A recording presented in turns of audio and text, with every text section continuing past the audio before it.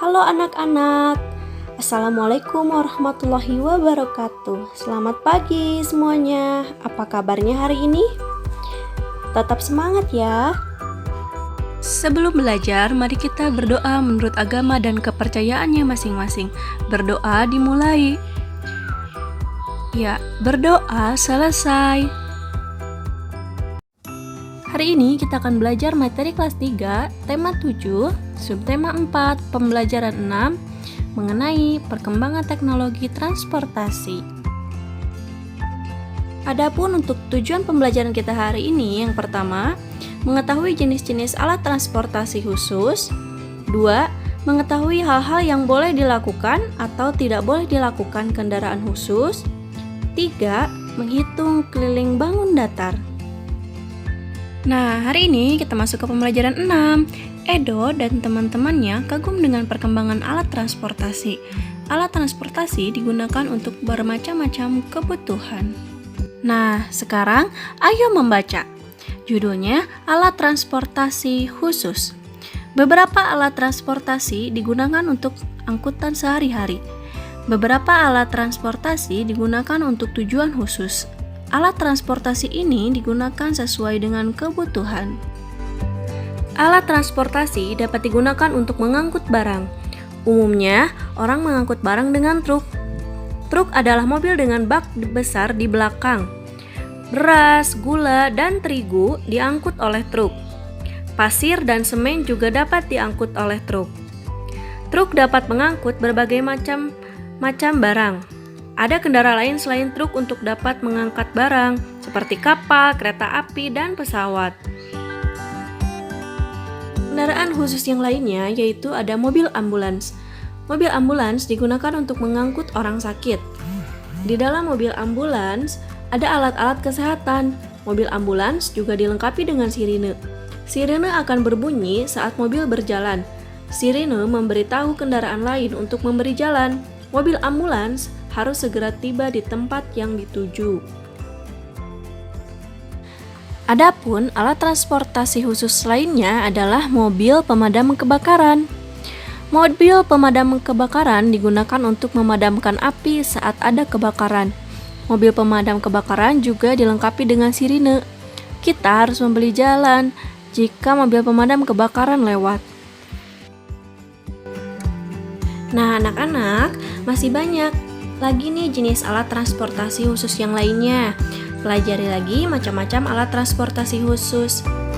Bersyukur dan berterima kasihlah kepada orang-orang yang menciptakan alat transportasi. Alat transportasi membuat hidup kita menjadi lebih mudah. Nah, anak-anak, sekarang mari kita kerjakan tugas 1. Setelah melakukan kegiatan membaca, tuliskan alat transportasi khusus apa saja yang kamu ketahui dan apa manfaatnya. Tuliskan dengan kalimatmu sendiri. Boleh lihat dengan bacaan yang tadi. Ingat, kerjakan tugas dengan mandiri dan sungguh-sungguh. Semangat! Anak-anak, apabila sudah selesai, mari kita lanjutkan. Di sini, Ayah Siti sedang mengendarai mobil di jalan raya. Nah, tiba-tiba dengar sirine ambulans.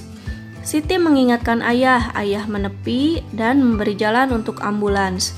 Ayah menghormati dan menghargai orang yang sakit, karena orang sakit harus segera ditolong dan harus ke rumah sakit.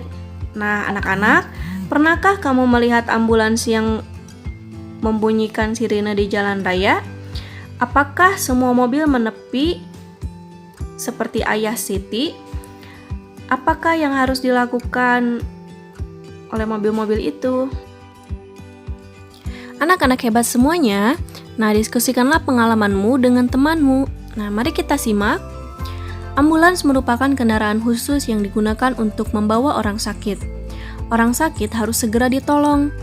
Sebagai pengguna jalan harus menghormati orang yang sedang sakit dengan cara memberi jalan untuk ambulans. Jadi kalian harus menepi ya ketika ada ambulans yang sedang lewat.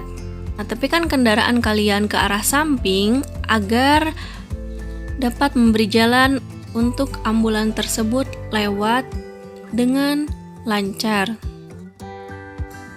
Anak-anak, Mobil ambulans dan mobil pemadam kebakaran adalah alat transportasi khusus. Nah, apa yang harus dan tidak boleh dilakukan oleh pengendara mobil lain ketika mobil tersebut membunyikan sirine?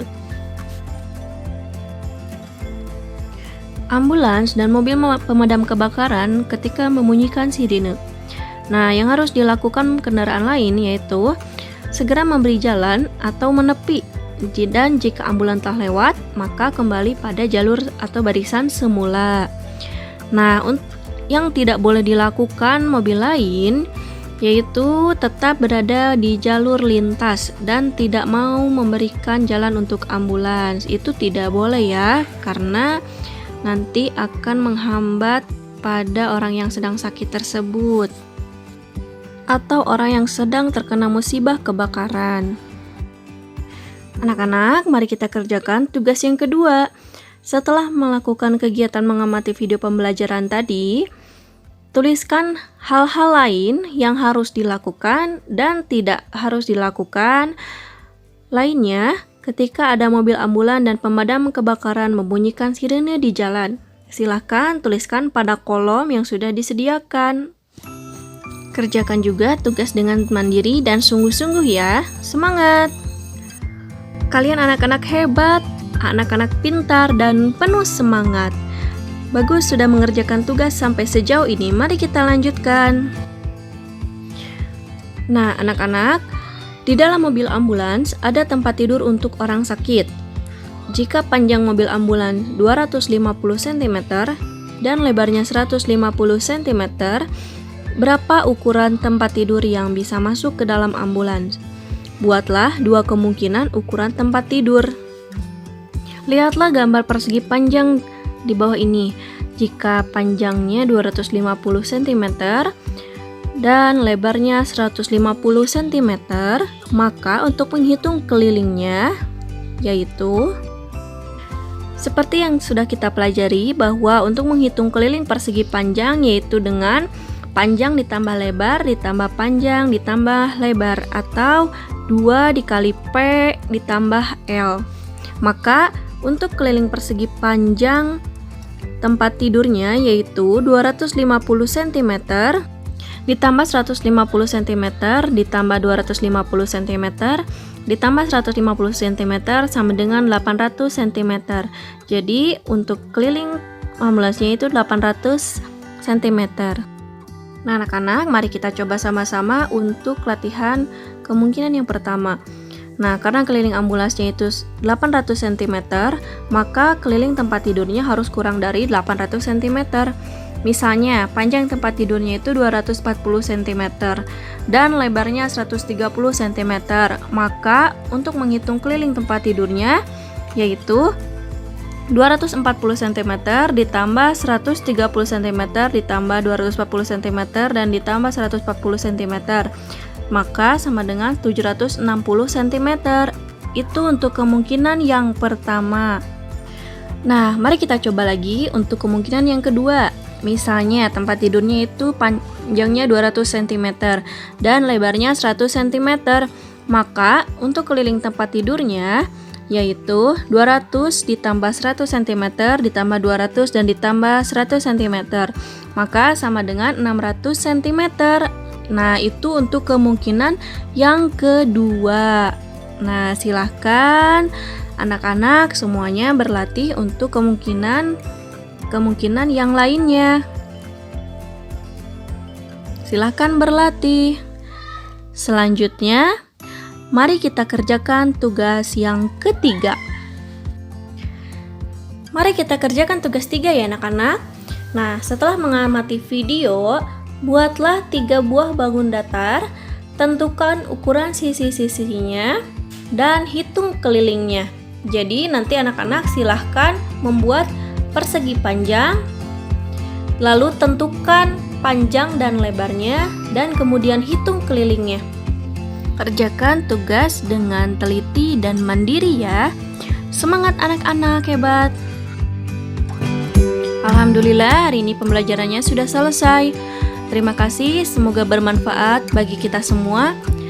Ibu akhiri, wassalamualaikum warahmatullahi wabarakatuh.